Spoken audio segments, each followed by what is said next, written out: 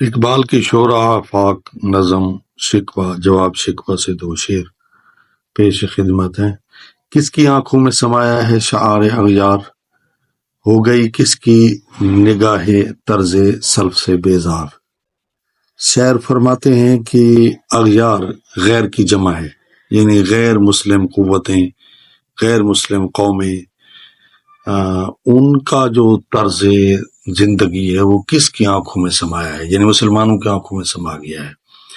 اور اپنے جو اسلاف جو بزرگ گزر چکے ہیں ان کے طرز زندگی سے ہمارے لوگ بیزار ہو گئے، ہمارے نوجوان بیزار ہو گئے ہیں، ٹھیک ہے نا۔ تو یہ بھی تنقید فرما رہے ہیں، علامہ فرما رہے ہیں کہ غیر مسلموں کی بدعتوں نے کس کو اس طرح متاثر کیا ہے کہ اس نے ایک طرح سے اپنا عقیدہ شمار کر لیا ہے، اور کس کا دل ہے جو بزرگوں کے طرز عمل سے بیزار ہو چکا ہے، نفرت کرتا ہے۔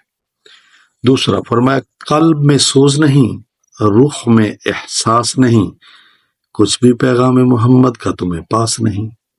سوز یعنی عشق کی حرارت، پاس لحاظ، قلب کے معنی ہے دل، ٹھیک ہے نا۔